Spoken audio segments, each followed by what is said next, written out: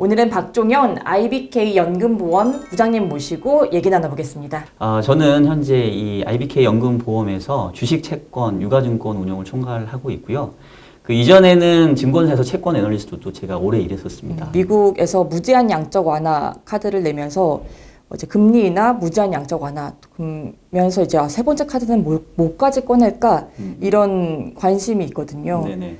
일단은 지금 말씀하셨던 것처럼 연준이 사상 유례 없을 정도로 무제한 양적 완화, 즉 돈 찍어서 내가 사줄 수 있는 거 다 해주겠다라고 얘기를 했어요. 그러니까 그만큼 현재의 경제 금융 상황이 아주 심각하다라고 볼 수 있겠고, 예전에 우리가 그 금융위기를 몇 번 거쳤었죠. 또 2008년도 금융위기 가깝게는 있었는데 사실 그때보다 저는 조금 더 상황이 심각하다고 생각이 돼요.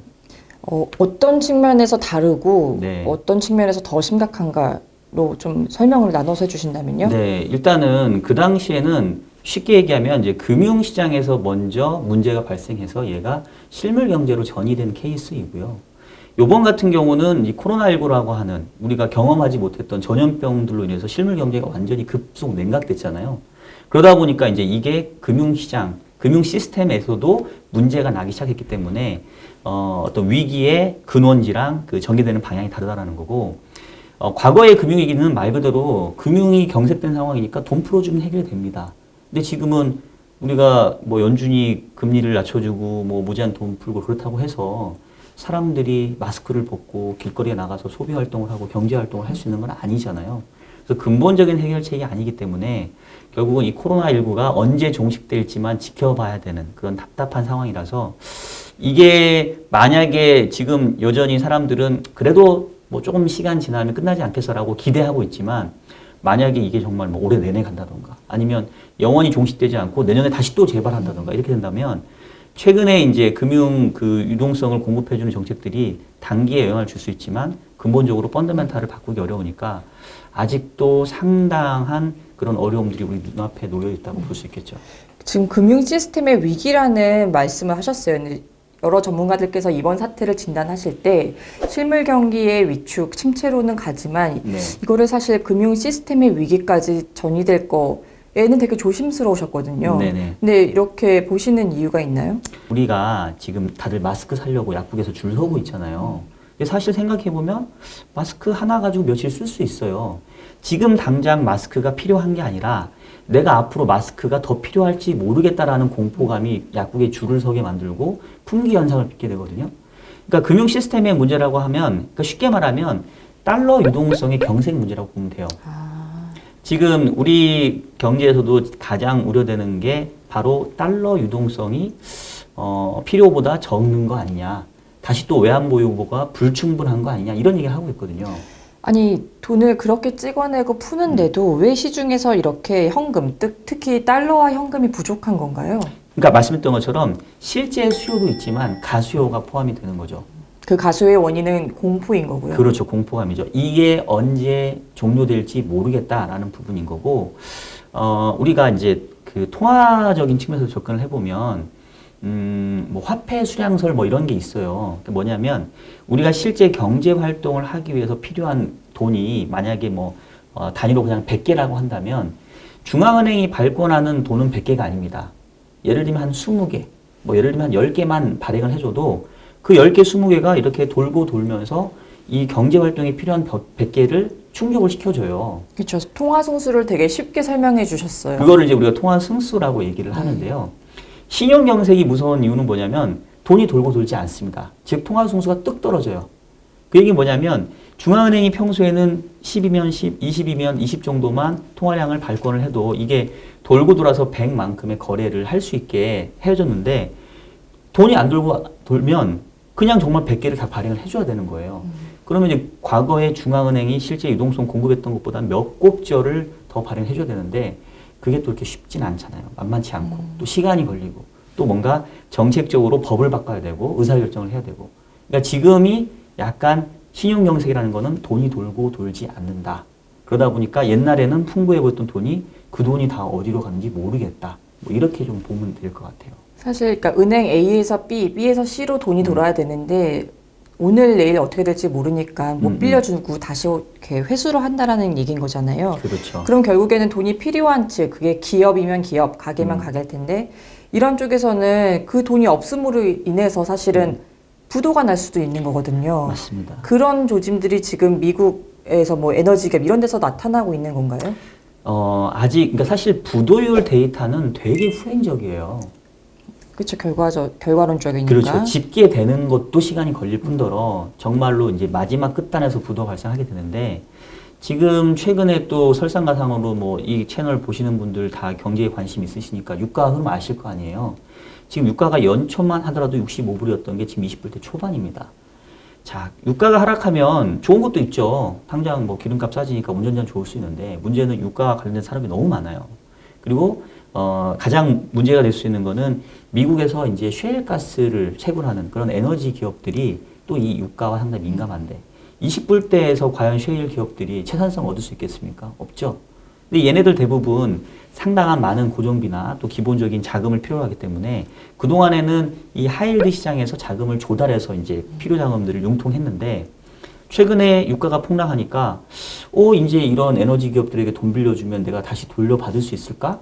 가뜩이나 향후 경제가 안 좋아서 원유에 대한 수요도 줄 건데 공급까지 산유국들이 늘려? 그러면 이거는 제가 투자자라고 한다면 당연히 투자할 이유가 없죠. 기존에 투자했던 것도 회수하려고 하겠죠. 그래서 지금 금리 수준 왔다 갔다 하긴 하는데 미국에서 하이힐드 특히 에너지 기업들의 최근에 조달 코스트가 두 자릿수를 넘어갔습니다. 요 정도는 감당하기가 어려워요. 제가 조달 봤을 코스트 두 자릿수 넘어갔다는 거는 이자 지불 비용이 급격히 그렇죠. 증가했다 이 때는. 말인 그렇죠. 거죠. 예. 그러니까 이거를 뭔가 다시 차원 발행을 하거나 돌려막기를 하지 않으면 향후에 부도 가능성이 매우 높다라고 볼 수 있겠죠. 그런 에너지 기업들이 은행에서 빌린 대출을 담보로 해서 만든 여러 가지 파생 상품들이 있잖아요. 네네네. 그런 것들을 사실 우리나라 기관들도 많이 투자를 뭐 직접이든 간접이든 했을 텐데 네. 그런 파생 상품들에서 위기가 이번에 터질 수 있다 이런 경고음이 계속 있었었단 말이죠. 네네. 실제 또 기관에 계시기도 하니까 네네. 여기에서 정말 자금 문제가 생길 수 있는 건가요? 지금 이제 우리 기자님께서 여쭤보신 거는 아마 이제 CLO 시장을 네, 좀 맞습니다. 얘기를 하는 것 같아요. 뭐 부채담보부 증권이라고도 얘기를 많이 하는데 이제 하이힐드 기업들 내지는 뭐 신용등급이 여류인 기업들의 대출들을 이렇게 우리가 수조 속에 풀링화한다고 하거든요. 이렇게 싹 모아가지고 여기서 수도꼭지를 딱 하나를 틀어요. 그러면 이제 아무리 그 등급이 안 좋고 신용이 안 좋은 애들도 그 중에서 누군가는 빚을 갚을 거 아니에요. 그럼 이제 거기서 발생하는 캐시플로우를 좋은 놈부터 이렇게 순서를 만들 수 있잖아요. 그래서 맨 앞단에부터 돈 주는 애들을 그 투자할 수 있게 해주는 거를 뭐 우리가 선순위, 그 다음 순위를 이제 중순위, 그 다음에 이제 선순위, 중순위 다 빚 갚고 남은 거 내가 다 가질게. 여기에 투자하는 애들은 이제 에쿼티 투자자, 우리가 주식 투자라고 네. 얘기를 하거든요. 그래서 이 CL도 보게 되면 이렇게 트렌치가 나눠져 있어요. 근데 앞서 말씀드렸던 것처럼 지금 이제 에너지 기업부터 해서 에너지 기업뿐만 아니라 지금 코로나 때문에 글로벌리 다 봉쇄 조치가 이루어지고 있는데 경제활동 뚝 떨어지면 뭐 어느 섹터, 어느 기업이 남아나겠어요? 이런 쪽 애들이 이제 현금 흐름이 안 나오기 시작을 하게 되면 선순위까지는 그래도 그 중에 빚 갚는 애들이 있을 수 있으니까 캐시플로우가 유지됩니다. 근데 중순위 좀 애매해요. 후순위도 많이 애매하죠. 에쿼티, 얘네 앞에 다 이자 주고 나머지 받아야 되는데 남을 거 없을 수 있죠. 그래서 CLO로 봤었을 때는 구조상에서 앞에 선순위에 있는 투자자들까지는 괜찮을 수 있는데 밑단에 있는 에쿼티 투자자들부터는 상당한 부실화될 가능성이 좀 있는 것 같아요. 네. 조심스럽게 말씀드리지만. 그러면 미국 정부에서 이런 채권을 사들여서 이제 좀 이런 부도들을 막아준다고 했는데 이런 네. CLO까지는 매수하고 이러지는 않을 건가요? 일단은 이제 뭐 아까 처음에 여쭤보신 게 어디까지 돈을 풀겠습니까? 1단계, 2단계, 3단계 뭡니까? 라고 얘기했는데 1단계는 그 국채하고 MBS 기존에 해줬던 거 양적 완화 다시 재개하는 거. 그 다음에 2단계는 그래도 시장이 그 걱정하니까 CP 사주겠다. 그 다음에 이제 회사채도 사주겠다. 네. 이렇게가 나왔어요. 예. 근데 이제 요것도 사실 CP나 회사채를 발행하는 기업들은 그래도 그렇죠. 뭐 업계에서 이름 있고 괜찮은 기업들이에요. 근데 지금 이제 회사채도 발행을 못하는 아까 이제 CLO는 신용등급이 여류에 있는 또 하이힐드 등급이 있는 애들이라고 했잖아요. 얘네들까지는 지금 직접적으로 연준이 사준다는 얘기를 안 해주고 있거든요. 근데 만약에 얘네들의 문제가 생기기 시작하면 역시 또 이제 이게 계속 불길이 번지듯이 올라갈 수 있기 때문에 연준이 다음번 조치까지 꺼내든다고 한다면 이제는 이제 정말 하이힐드 등급, 투기 등급까지 채권을 사준다던가 아니면 직접 대출 쪽에 지원을 해준다던가 뭐 이제 이런 쪽 말 그대로 우리가 중앙은행을 최종 대부자, 라스트 리조트라고 얘기를 하는데 그 역할까지 해줘야 되지 않을까 싶은데 거기까지 가려면 이게 상당한 진통이 있을 겁니다. 그건 어떻게 보면 이제 신흥국의 바람일 수도 있어요. 그런 CU로의 투자를 사실은 해외에서 우리 같은 신흥국들이 많이 했단 말이에요. 네. 그러니까 우리는 그거를 좀 해결해 줬으면 하는 거고 사실 또 다른 측면에서는 미국 정부가 이런 기업들은 한계 기업으로 보고 이제 구조조정의 수순으로 그냥 넘어가게 둘 것이다. 이런 의견도 있더라고요. 네. 그래서 이거는 정말 말씀하신 대로 위험의 확산, 전이가 얼마만큼 커질지에 따라서 달라질 수 있겠네요. 네. 그러면은 아까 그 CDS 같은 경우는 부도율 데이터는 후행이라고 네, 하셨는데 그럼 투자자 입장에서 좀 선행으로 살펴볼 수 있는 지표는 뭐가 있을까요? 항상 신흥국들, 우리나라도 과거에 몇 차례 겪었던 위기는 결국 외환 위기입니다. 즉 달러화의 부족이에요. 그래서 지금 보면은 시중에서 원달러 환율이 뭐 널뛰기를 하고 있고 한때 뭐 1,300원 근처에 가고 이랬었잖아요. 그러니까 결국 다시 또 달러화를 확보하기 위한 그런 치열한 다툼이 벌어지고 있기 때문에 이 달러화의 유동성을 나타내는 지표가 제가 봤을 때는 지금 제일 어떻게 보면 앞단에 있는 선행하는 지표가 될 것 같아요. 그러면 이제 달러 유동성을 볼 수 있는 지표가 뭐가 있나요? 라고 물어보면 가장 눈앞에 볼 수 있는 거는 물론 환율이긴 해요. 네. 근데 사실은 환율보다는 좀 정확하게 알 수 있는 게 우리가 이제 통화수합 시장이라는 게 있어요. 이번에 한미가 통화 수합을 체결한 거죠. 그거 말씀하시는 건가요? 요번에 미국하고 한국하고 했던 통화수합하고 제가 말씀드린 통화수합 조금 다르긴 한데 지금 이제 미국하고 한국하고 한 건 뭐냐면 말 그대로 이제 각 국가들이 마이너스 통장을 서로 개설했다고 보면 돼요. 그러니까 이제 우리나라 입장에서 달러화가 필요하면 600억 달러까지 언제든지 쓸 수 있는 일종의 크레딧 라인을 열었다라고 보시면 되겠고 이제 제가 통화수합 금리가 조금 선행하는 지표가 될 거라고 말했던 통화수합은 우리가 이제 뭐 수합 시장에서 뭐 금리 수합이 있고 뭐 통화 수합이 있는데 쉽게 말하면 그 국내 투자자 입장에서 보게 되면 그 달러화를 조달할 수 있는 일종의 외화 자금 시장과 같은 역할을 해요. 그래서 뭐 내가 지금 달러화를 받고 원화를 주는 즉 통화를 바꾸니까 이제 수합이라고 하는 거거든요. 그렇게 해서 일정 기간이 지나면 다시 또 내가 받은 달러화 돌려주고 다시 원화 받고 이거를 이제 통화 수합이라고 하는데 그런 수합을 체결할 때는 조건이 붙겠네요. 그 조건이 그렇죠. 금리인 건가요? 그렇죠. 이제 그 거래를 체결하게 될 때 서로 그러니까 원화하고 달러를 주고 받았기 때문에 주고 받은 통화에 대해서 금리를 서로 주고 받습니다. 그러니까 만약에 이제 저하고 우리 기자님하고 예를 들어보면 제가 처음에 달러를 받고 나중에 다시 달러를 주는 그런 역할을 하게 되고 우리 허 기자님이 반대 역할을 한다면 저는 원화가 필요한 거죠. 그렇죠. 네. 그럼 제가 처음에 달러 받고 원화를 주니까 달러 받은 거에 대한 반대급부로 달러 금리를 주겠죠. 그리고 원화는 내가 빌려줬으니까 원화 금리를 받겠죠. 네. 근데 여기서 달러 금리는 변동금리이기 때문에 그냥 시장에서 우리가 받아들이는 일종의 외생 변수예요. 그러니까 그때 가서 변화된 금리를 적용하자는 거고 지금 당장 이 거래를 할 때 조건은 뭐냐면 그러면 원화 고정금리를 내가 얼마로 받을 건지를 결정하는 게 바로 이 시장의 가격이거든요. 그러면 만약에 제가 처음에 달러를 받고 나중에 달러를 준다고 한다면 일종의 달러를 조달하는 시장이 되지 않겠어요? 그리고 만약에 이 외화 유동성이 경색되면 경색될수록 저처럼 처음에는 달러를 받고 나중에 달러를 주는 이 통화수합 거래를 많이 하려고 할 거잖아요. 그리고 그 거래의 반대급부로 제가 받아야 되는 게 바로 원화 고정금리고 그걸 우리가 통화수합 금리라고 하거든요. 네. 그럼 이제 저처럼 처음에 달러 받고 나중에 달러 주는 거래를 하려고 하면 할수록 이 거래의 가격인 통화수합 금리가 낮아지겠죠. 왜냐면 제가 왜냐면은 지금 상황에서는 부자님 같은 사람들이 많은 거죠. 많아지니까. 달러를 너무 원하는 사람들이 많아지죠. 거죠. 그러니까 원화 금리 나 조금만 받아도 되니까 제발 이거를 해주세요, 허 기자님. 달러 좀 빌려주세요. 뭐 이럴 수 있잖아요. 근데 그게 극단적으로 어떻게 되냐면 이제는 내가 받아야 될 금리인데 그냥 내가 금리도 원화 금리도 줄게요. 달러만 다오. 달러만 이러시- 다오. 그럼 결국 원화 그 고정금리 통화수학 금리가 마이너스까지 간다는 얘기예요. 지금 상황이 그런가요? 지금이 그렇습니다. 이게 단발로 끝날 건지 장기화되면 어떻게 문제가 더 확산되는 건지. 일단은 이제 뭐 전 세계가 지금은 다 엮여 있고 특히 이제 우리나라 같은 경우에는 뭐 교역국 중에서는 뭐 10위권에 드는 그러니까 수출입 결제를 수시로 많이 하잖아요.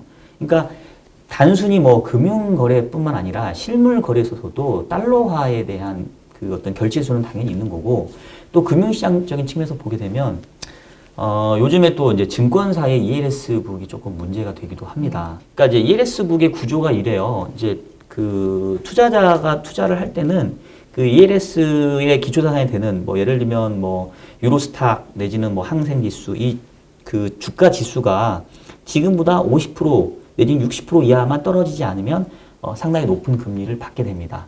근데 그 50%, 60% 처음에 정해놨던 그 수준 이하로 주가가 떨어지게 돼버리면 우리가 낙인이라고 해가지고 여기 터치하면 이제 금리를 안 줘요. 그러니까 투자자 입장에서는 확률이 낮지만 재수 없이 이걸 터치하면 투자가 그 수익을 못 받고 오히려 이제 손실을 할 수도 있는 이런 구간으로 가는 상품인데 대부분 뭐 그 지수의 하단 범위가 50%, 60% 되니까 웬만해서는 이런 일 없겠죠. 그러니까 투자자들 상당히 마음 놓고 많이 했던 건데. 그래서 중위험 중수익 상품이다 해서 많이 팔았던 거죠, 사실. 그렇죠. 근데 지금은 50%, 60%다 터치하는 게 지금 많아지는 거죠. 자, 이거는 뭐 투자자 입장인데 증권사는 이 상품을 팔면서 자기가 해지를 하게 돼요. 네. 근데 최근에 이제 주가가 이렇게 폭락을 하니까 뭐 옵션이든 선물이든 파생 상품을 통해서 해지를 해놨는데 해지 비용이 계속 늘어납니다. 그러면 이제 우리 국내 증권사가 해지를 했던 카운터파티인 외국계가 추가적인 증거금을 요구를 해요. 그러면서 증거금이 부족한 마진콜 현상이 일어날 수 있는 그렇죠. 근데 그 거죠. 마진콜이 뭐겠어요? 원화겠어요? 달러겠어요? 달러겠죠. 달러죠. 네. 그러니까 요즘 증권사들이 이 와중에 원화 채권 금리가 막 올랐단 말이에요. 왜 오르느냐? 달러를 구해야 되는데 아까 얘기했잖아요. 통화 수합 시장에서는 달러를 구하기가 어려운 거고. 그러면 내가 이제 그냥 아예 현물 시장 가가지고 달러를 사는 거죠. 뭘로? 원화로. 그 원화는 어디서 났냐면 기존에 있는 자산을 매각하는 형태로 지금 가고 있는 거죠. 어떤 자산을 주로 매각하고 있나요? 채권, 가장 손쉬운 건. 그리고 증권사도 그 PI라고 해서 자기 자산으로 투자를 하는 부분이 있으니까 기존에 이제 투자를 해놨던 것들은 다 현금화해서 지금 막 달러를 사서 이제 갚아주기가 상당히 급급했던 게 요 며칠이에요. 최근에 그래서 국내에서 이렇게 CP 단기채들 시장이 경색이 일어났던 게 결국엔 달러 조달하기 위해서 자산을 매각하면서 일어났던 거군요. 그렇죠. 그러니까 제가 말씀드렸잖아요. 원화가 필요한 원화 유동성 경색은 사실 그렇게 많이 발생하지 않습니다. 달러를 구해야 되는데 나 달러 구해지기가 힘드니까 원화로 조달을 하든지 기존 자산을 팔아서든지 이것 때문에 지금 문제인 건데 증권사들이 기존에 보유자산 매각도 했지만 이제 단기 CP 발행해가지고 그걸로 조달해서 달러 사서 보내주고 이게 지금 지난주 최근에 나타났던 그런 최악의 상황들이었었죠. 네. 환율이 조금 진정이 된다면 네네. 약간은 유리해지는 상황이 되는 거네요. 그래서 제가 이제 통화수학 금리가 가장 좀 앞단에 있는 지표가 아니겠습니까라고 얘기한 게 이 통화수학 금리가 최근에 보게 되면 마이너스 뭐 1년짜리 기준으로 뭐 한 170bp, 1.7%까지 웃돈을 주고 이 달러를 조달해야 되는 시장을 갔다가 이번에 이제 통화수합 해주고 연준이 무제한 양적완 해주면서 마이너스 한 0.5 정도로 조금 개선이 됐어요. 네. 그러니까 약간 숨통이 튀었다. 네네네. 근데 여전히 마이너스권에 있다는 얘기는 달러에 대한 경색은 아직 해결된 건 아니죠. 그래서 이제 이 통화수합 금리의 수준 마이너스 폭으로 더 심해지느냐 아니면 지금 상황에서 조금씩 플러스권에 가까워지느냐라는 거를 보면 그래도 지금 상황이 조금 더 악화되느냐 아니면 이제 조금 괜찮아지고 있냐를 조금 알 수 있지 않겠냐. 그래서 이제 제가 소개를 한번 해드린 거죠. 근데 마이너스에서 약간 이렇게 방향을 틀고 있는데 네. 에도 불구하고 부장님께서는 네. 서두에 어쨌든 이 금융 시스템 위기로까지 번질 수 있다라고 좀 비관론을 제시하셨어요. 그 네네. 이유는 네. 분명히 있을 텐데. 그 이유가 분명히 있죠. 지금 미국은 확진자 증가 추세를 보면은 거의 기하함수처럼 막 이렇게 치솟아 있단 말이에요. 근데 이제 미국이 결국은 세계 경제의 소비 국가이기 때문에 여기서 무너지게 되면 글로벌 소비가 망가지는 상황이거든요. 이미 중국 글로벌 공급자도 한번 망가진 상황인데 그래서 그게 걱정된다는 거고 저는 개인적으로 이제 우리가 눈여겨봐야 될 경제 지표를 따지라고 한다면 미국의 고용 지표를 봐야 됩니다. 미국에서 실업이 본격화된다는 거고 결국은 소비의 가장 근간은 근로소득인데 네. 그게 무너진다고 하면 상당히 우려가 되죠. 그래서 저는 뭐 지금 공포감을 조장하겠다는 건 아니고 우리가 체크해야 될 변수들이 이제 이런 게 있다. 근데 지금 상황으로서는 상당히 좀 걱정스러운 부분이 좀 많다. 네. 이렇습니다. 예, 알겠습니다. 예, 지금까지 IBK 연금보험의 박종현 부장님 모시고 얘기 나눠봤습니다. 감사합니다. 네, 맞습니다.